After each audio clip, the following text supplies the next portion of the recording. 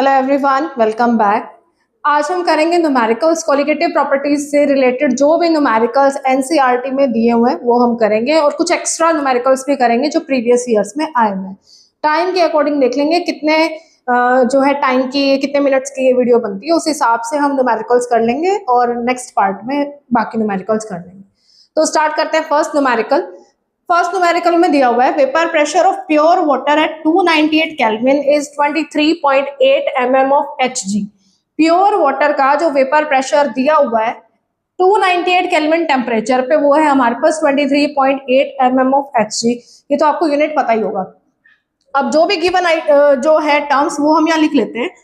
Pure water का जो हमारे पास सॉल्वेंट है ना, वाटर, देखो सॉल्वेंट है वाटर, तो उसके लिए वेपर प्रेशर दिया है 23.8 mm ऑफ Hg। और ये मैंने बता रखा है, ए हमारे पास सॉल्वेंट को डिनोट करते हैं, बी हम सोल्यूट को डिनोट करते हैं।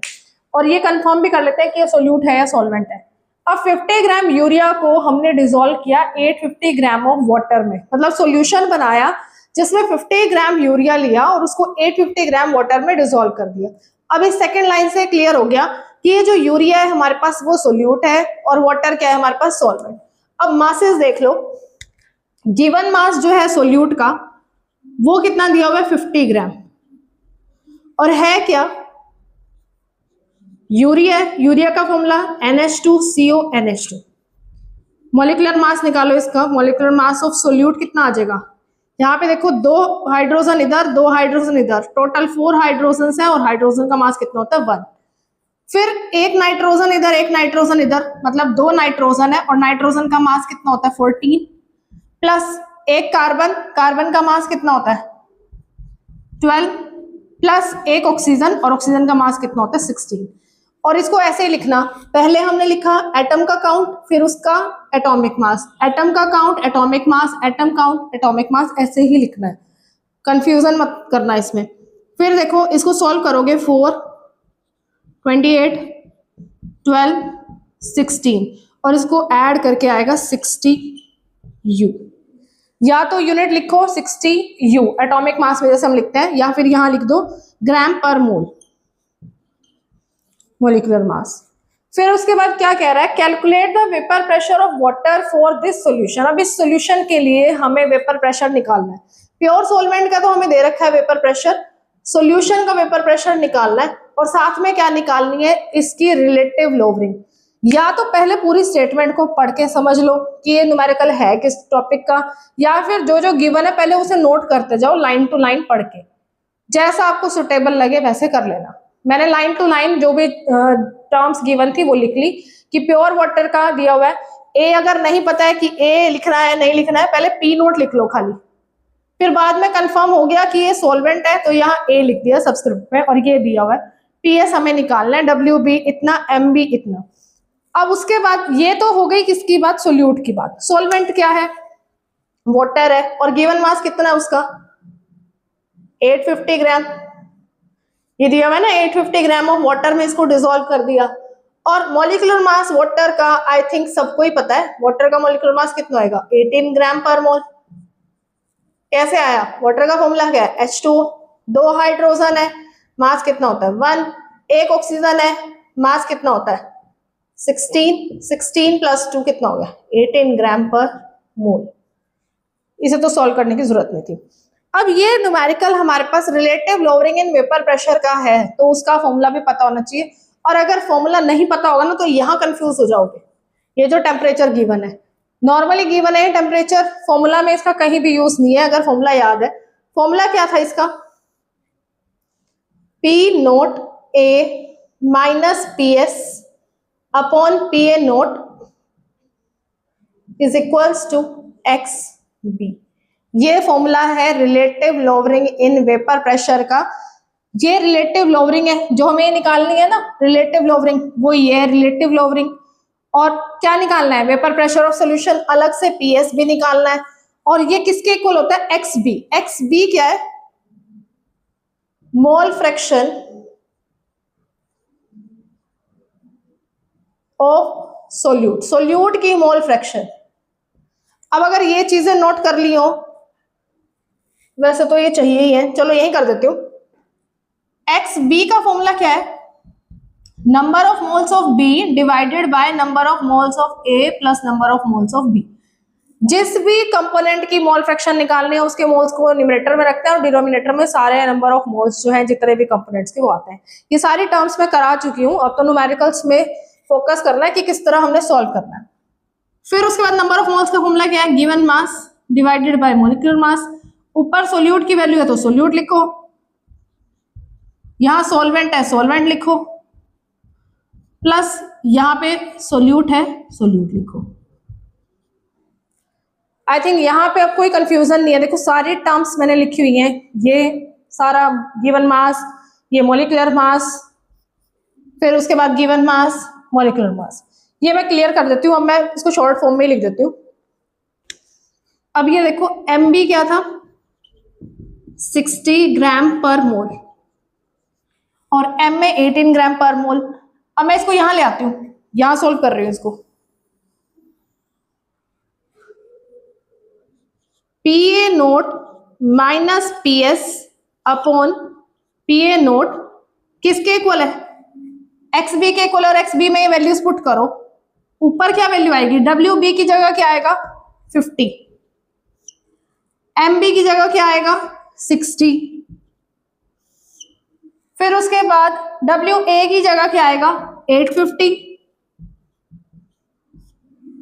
MA की जगह 18 प्लस 50 अपॉन 60। ये आ गई हमारे पास, ये बन गई इक्वेशन। 50 अपॉन 60 तो हमारे पास बन जाएगा 0.83, चाहे सॉल्व करके देख लेना 0.83, और ये हमारे पास बनेगा 47.22, और ये फिर दोबारा 0.83, ये डिवाइड करके देख लेना, यही बनेगी टर्म्स। 50 को 60 से डिवाइड करोगे, 0 से 0 कैंसिल, ये 0.83 आ जाएगा। 5 को 6 से डिवाइड करोगे, और यहाँ 18 से डिवाइड करोगे 850 को तो 47.22। वैसे तो आगे बहुत टर्म्स आती हैं, हम 47.22 पे ही इसको एंड कर देते हैं। तो अब जब इसको सॉल्व करोगे ये हमारे पास आएगा 0.017। ये मैथमेटिकल कैलकुलेशन है तो आप इजीली कर लोगे। यहां से ये हमारे पास आ गई रिलेटिव लोवरिंग, ये जो निकालनी थी वेपर प्रेशर की वो आ गई PA naught minus PS upon PA naught equals to 0.017, और इसका कोई यूनिट नहीं होता क्योंकि ये रेशो है सेम क्वांटिटीज की। न्यूमरेटर में भी क्या था प्रेशर, डिनोमिनेटर में भी क्या था प्रेशर, तो जब सेम क्वांटिटी की रेशो है तो इसका कोई भी यूनिट नहीं आएगा, तो इसका आंसर हो गया 0.017। अब एक पार्ट इस क्वेश्चन का हो गया, दूसरा पार्ट करना है कि calculate the vapour pressure of water for this solution. Water का वेपर प्रेशर निकालना है सॉल्यूशन में। प्योर का तो दे रखा है, कितना दे रखा है 23.8। सॉल्यूशन का हमें निकालना है, पहले तो इसको लिख लो आंसर को, PA naught minus PS upon PA naught equals to 0.017।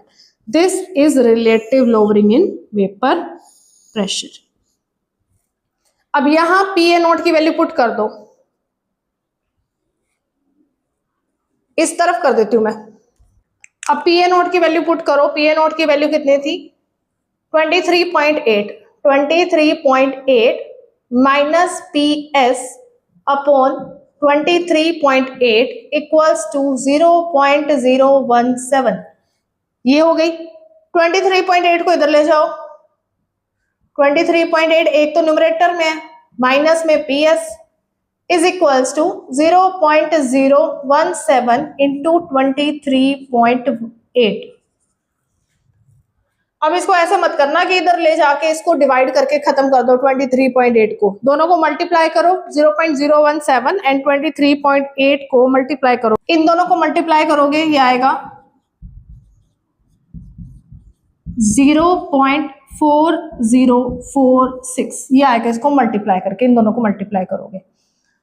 अब PS इधर माइनस का उधर ले जाओ, ये हो जाएगा प्लस का, और ये इधर हो जाएगा माइनस का। 23.8 ये इधर प्लस की टर्म में इधर आके हो जाएगी माइनस 0.4046, और PS उधर चला गया, ये हो गया प्लस का। इन दोनों को माइनस करो, कितना आएगा 23.8 0.4046, ये आएगा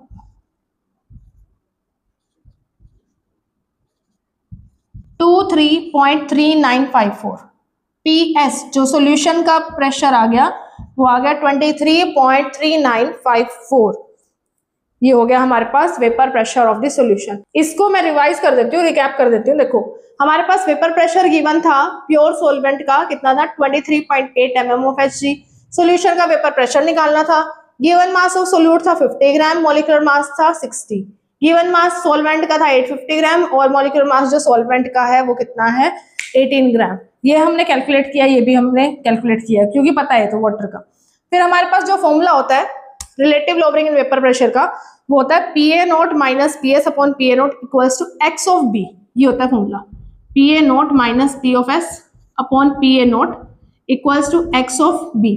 सॉल्यूट की जो मोल फ्रैक्शन है वो, और सॉल्यूट की मोल फ्रैक्शन निकालने के लिए ऊपर given mass divided by molecular mass किसका सॉल्यूट का, फिर नीचे जो नंबर ऑफ मोल्स हैं किसके सॉल्वेंट प्लस सॉल्यूट के।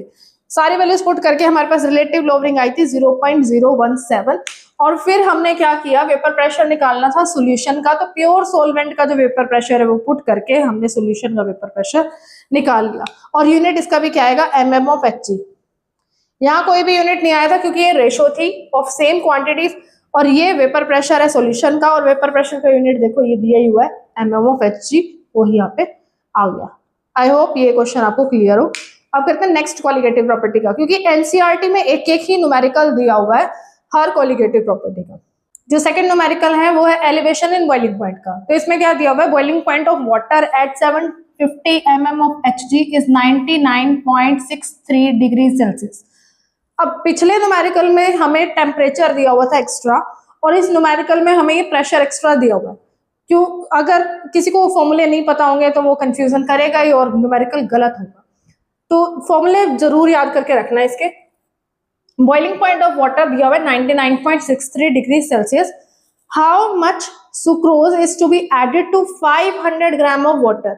सुक्रोज को ऐड करना है पानी के अंदर, यानी ये सोल्यूट है ये सॉल्वेंट है, कितना ऐड कर रहा है सोल्यूट का, कितना अमाउंट ऐड करना है वो हमें यहाँ निकालना है, such that it boils at 100 degree Celsius. Solution का जो बॉइलिंग पॉइंट दिया हुआ है वो 100 डिग्री सेल्सियस दिया हुआ है। प्योर वाटर का है 99.63, सॉल्यूशन का दिया हुआ है 100 डिग्री सेल्सियस। तो अब गिवन क्या क्या है देखो, जो बॉइलिंग पॉइंट है प्योर सॉल्यूशन का इसका सॉल्वेंट का वो कितना है 99.63 degree Celsius. Elevation in boiling point हो गया, मतलब जो फाइनल बॉइलिंग पॉइंट आया वो है 100 डिग्री सेल्सियस। कब आया? जब हमने सोल्यूट को ऐड किया जिसका हमें कोई मास नहीं पता है, हमें ऐड कितना करना है सुक्रोज को कि बॉइलिंग पॉइंट इंक्रीज हो जाए वो हमें नहीं पता, वो हमें कैलकुलेट करना है। और किया क्या ऐड है? सुक्रोज ऐड किया है। सुक्रोज का फॉर्मूला क्या होता है C12H22O11, ये सुक्रोज का फॉर्मूला है। सुक्रोज मॉलिक्यूलर मास निकालो इसका, मॉलिक्यूलर मास कितना आएगा 12 कार्बन है, कार्बन का मास कितना होता है 12 ही होता है। 22 हाइड्रोजन है, 22 हाइड्रोजन है, मास कितना होता है 1 एक एटम का। ऑक्सीजन 11 है, 11 और इसका मास कितना होता है 16। तो ये कितना आ गया 144 प्लस 22 प्लस 176, ऐड करो इसको क्या आएगा 144 और ये 176 144 22, ये ऐड करके आएगा 2 7 4 11 12 13 14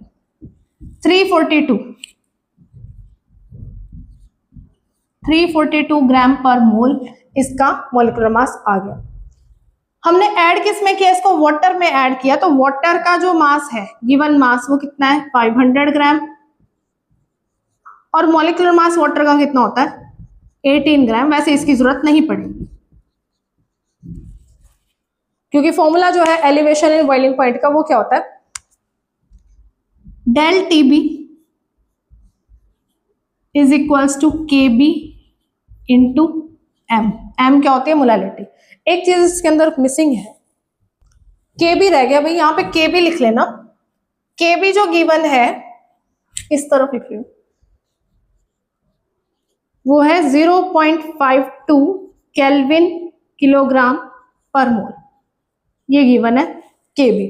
अब डेल TB का फॉर्मूला होता है KB into M। Del TB equals to KB into M। Del T भी देखो कितना आया, सॉल्यूशन का जो टेम्परेचर आया, बॉइलिंग पॉइंट आया, वो कितना है 100 डिग्री। प्योर सॉल्वेंट का कितना था 99.63 डिग्री। इन दोनों को माइनस करो तो डेल टी भी आ जाएगा, लिखो टीबी माइनस टीबी नोट। केबी की वैल्यू 0.52। मोलैलिटी का फॉर्मूला क्या होता है, number of moles of solute divided by mass of solvent in kilogram. Kilogram में सॉल्वेंट का मास कितना है वो यहां लिखना है। अब एलिवेशन कितना आया, देखो 99.63 को माइनस करना है 100 डिग्री सेल्सियस में से, तो ये कितना आएगा 0.37 आ गया, 0.37, ये 0.52।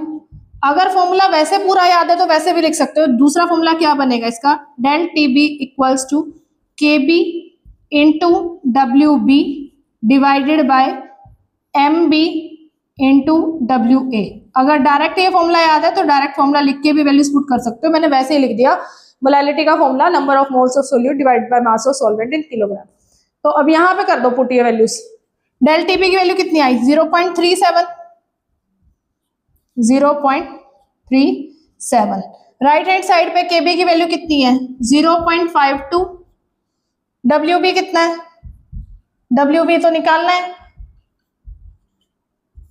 डिवाइडेड बाय एम बी कितना है 342, और डब्ल्यू ए किलोग्राम में चाहिए और हमारे पास दिया कितना हुआ है 500। जहां पे ग्राम को किलोग्राम में चेंज करना हो तो न्यूमरेटर में क्या करोगे, यहाँ पे मतलब इसको डिवाइड करना है 1000 से, तो वो ऑब्वियसली कहाँ जाएगा, न्यूमरेटर में जाएगा। इसको सॉल्व करो, डब्ल्यू बी एक तरफ रखो, बाकी सारे टर्म्स दूसरी तरफ ले जाओगे, तो हमारे पास यहां से डब्ल्यू बी की वैल्यू आएगी 0.37 इंटू 342। ये 500 से ये काट दो 2 पे, तो ये यहाँ न्यूमरेटर में यहाँ डिनोमिनेटर में आ जाएंगे 2 इंटू 0.52। इसको सॉल्व करो, ये पॉइंट से ये point cancel, 37 342 divided by 2 into 52। इसको सॉल्व करोगे ये आएगा 12167 ग्राम। इतना अमाउंट जो है सुक्रोज का हमें ऐड करना पड़ेगा 500 ग्राम ऑफ वाटर में, ताकि उसका बॉइलिंग पॉइंट कितना हो जाए 100 डिग्री सेल्सियस हो जाए। और इसको ग्राम से अगर किलोग्राम में चेंज करना है तो इसको 1000 से डिवाइड कर दोगे। तो इसको एक बार रिकैप करा देती हूँ। देखो हमारे पास गिवन था boiling point of pure water 99.63 degree Celsius. फिर उसके बाद इसमें हमने जो सुक्रोज ऐड किया उसका अमाउंट नहीं पता है कितना ऐड किया था, तो WB लिख लिया क्योंकि वो सोल्यूट था, तो WB। मॉलिक्यूलर मास सुक्रोज का निकाला 342 ग्राम पर मोल। ऐड किसमें किया 500 ग्राम ऑफ वाटर में। मॉलिक्यूलर मास वाटर का 18 ग्राम पर मोल, वैसे यहाँ यूज नहीं होगा। फॉर्मूला ये वाला याद रखना भाई, ये वाला। केबी हमारे पास गिवन था, केबी क्या है, इबुलियोस्कोपिक कांस्टेंट बताया था मैंने। इसकी वैल्यू यहाँ पे वाटर के लिए है 0.52 केल्विन किलोग्राम पर मोल। सारी वैल्यूज इस फॉर्मूले में पुट करो। डेल टीबी कैसे निकालोगे, जो सॉल्यूशन का बॉइलिंग पॉइंट है उसमें से सॉल्वेंट का बॉइलिंग पॉइंट माइनस कर दो। यह है हमारे पास 0.37 ही आया था ना, देखो ठीक है, 100 माइनस 99.63 0.37 हो गया। फिर उसके बाद केबी की वैल्यू पुट कर दी 0.52। डब्ल्यूबी निकालना था। मॉलिक्यूलर मास सोल्यूट का कितना था 342। मास ऑफ सॉल्वेंट कितना था 500 ग्राम था।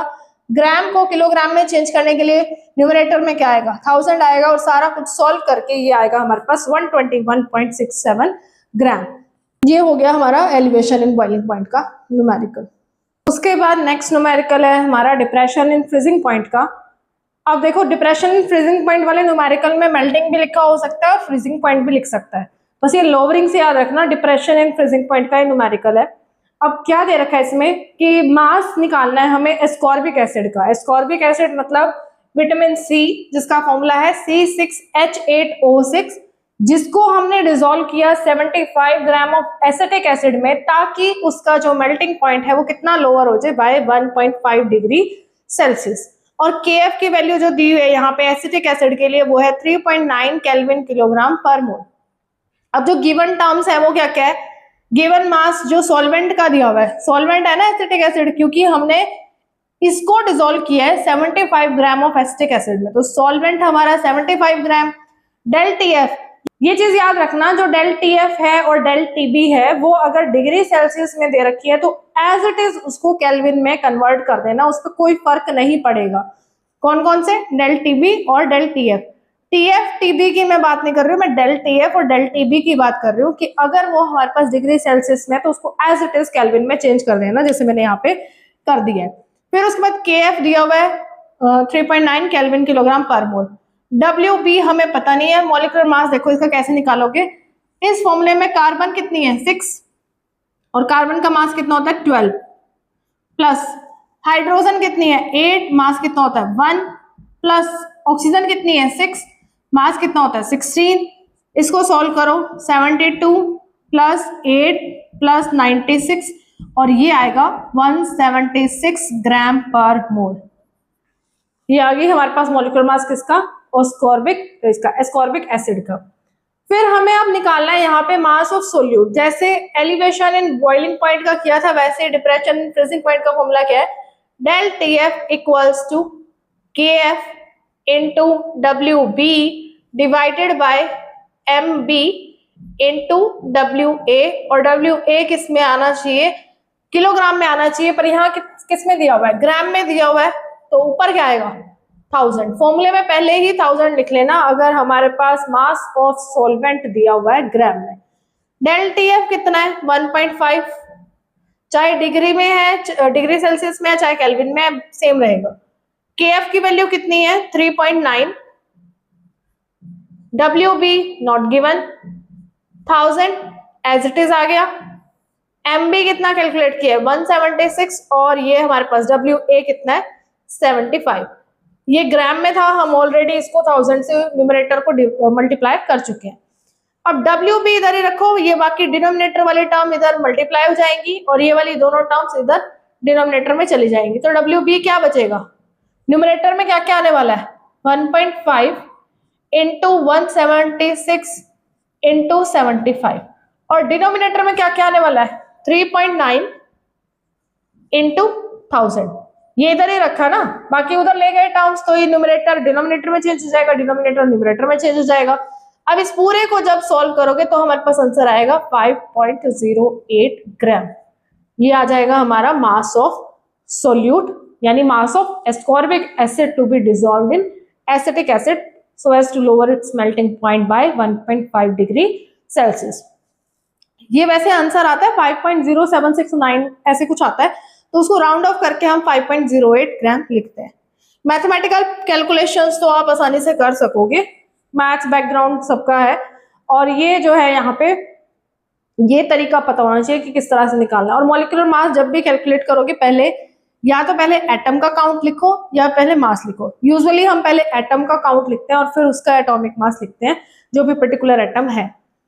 नेक्स्ट न्यूमेरिकल है ऑस्मोटिक प्रेशर का। Calculate osmotic pressure in pascals exerted by a solution.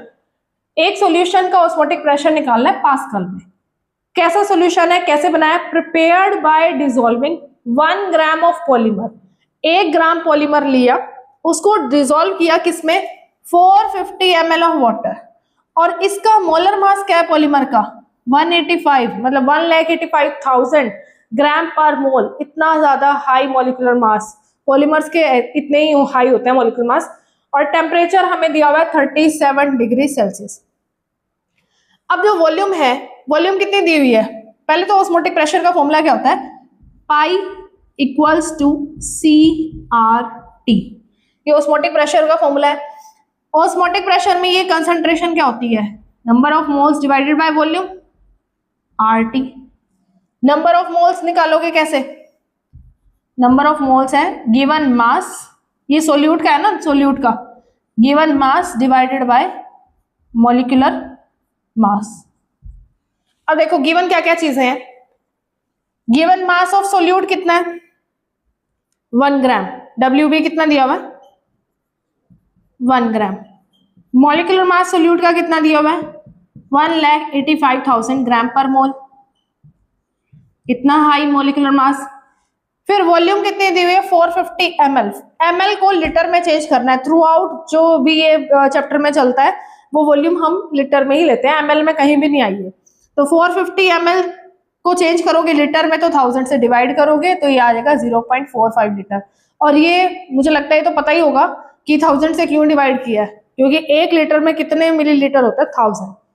Temperature किस में दिया हुआ है 37 डिग्री सेल्सियस।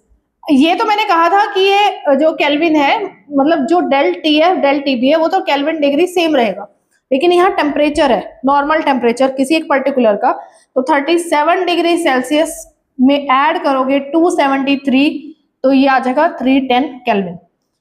अब ये पास्कल में निकालना है तो ये कंफ्यूज मत होना, सेम ही वैल्यू है आर की 8.314 किलो पास्कल लीटर पर केल्विन पर मोल, वरना हम क्या वैल्यू लेते हैं 0.0821 ये लेते हैं ना। यहाँ पे पास्कल में बोला तो ये वाली वैल्यू लोगे आर की। अब ये सारे टर्म्स हमें पता चल गई, ऑस्मोटिक प्रेशर का फॉर्मूला पता है, यहाँ पे बस पुट करो वैल्यूज। नंबर ऑफ मोल्स निकालो, गिवन मास कितना है 1, मॉलिक्यूलर मास कितना है 185,000, यही पुट कर दो डायरेक्ट। अब NB कितना आ गया 1/18, इसको अलग से लिख लो 185,000। वॉल्यूम कितनी है 0.45। R की वैल्यू कितनी है ये है 8.314। टेम्परेचर कितना है 310। अब ये जब सॉल्व करोगे सारा पॉइंट से पॉइंट हटा के सब कुछ माइनस करके, अब देखो ये जो हमारे पास दिया हुआ था R ये किलो पास्कल में था और हमें चाहिए पास्कल में। किलो पास्कल में कहता तो वो तो डायरेक्ट हम मल्टीप्लाई कर देते हैं, अब इसको किलो को चेंज करना है नॉर्मल में तो क्या करोगे 1000 से मल्टीप्लाई तो आ जाएगा 8.314 into 1000 into 310 divide by 185,000 into 0.45। ये क्यों किया 1000 से मल्टीप्लाई क्यों किया है, क्योंकि हमारे पास जो R की वैल्यू है वो किलो पास्कल में है, इसकी जो वैल्यू है वो किलो पास्कल में ही है, और हमसे पूछा किसमें ऑस्मोटिक प्रेशर को निकालने के लिए वो पास्कल में पूछा है। और पास्कल को मतलब किलो पास्कल को पास्कल में चेंज करोगे तो किससे मल्टीप्लाई करोगे 1000 से मल्टीप्लाई करोगे। तो इसको सॉल्व करके क्या आ जाएगा 30.96 पास्कल, ये आ जाएगा हमारे पास इसका आंसर। आई थिंक ये न्यूमेरिकल्स बहुत इजी थे। हाँ फर्स्ट न्यूमेरिकल जो था वो बहुत लेंथी था, बाकी ये सारे न्यूमेरिकल छोटे छोटे ही हैं, तो ये डायरेक्ट फॉर्मूला याद होना चाहिए, वैल्यूज पुट करो, इसको यहाँ सॉल्व करने की जरूरत नहीं है, यहीं पे यहाँ पुट कर दो और ये पूरा सॉल्व करके हमारे पास आएगा 30.96 पास्कल। यूनिट्स का खासकर ध्यान रखना, क्योंकि यूनिट्स में कंफ्यूजन करोगे तो न्यूमेरिकल गलत हो जाएगा। तो दो चीजों पे फोकस रखना फिजिकल केमिस्ट्री में, न्यूमेरिकल्स फिजिकल केमिस्ट्री में ही है वैसे। एक तो फॉर्मूला याद होना चाहिए, एग्जैक्ट फॉर्मूला किसी भी जो क्वेश्चन का है वो क्या है। दूसरी चीज यूनिट्स का खासकर ध्यान, क्योंकि यूनिट्स बहुत बार नंबर डिडक्ट करवा देते हैं अगर हमने आंसर में यूनिट नहीं लिखा है या फिर कहीं यूनिट में कोई मिस्टेक की हुई है, तो यूनिट्स का खासकर ध्यान रखना भाई। तो आज की क्लास में इतना ही करते हैं, न्यूमेरिकल्स यहाँ पे एंड करते हैं क्योंकि फिर बहुत ज्यादा लेंथी हो जाएगा। जो PYQs है HBSC के जो इनसे रिलेटेड है क्वालिटेटिव प्रॉपर्टीज के, वो हम करेंगे नेक्स्ट क्लास में। Thank you, have a nice day.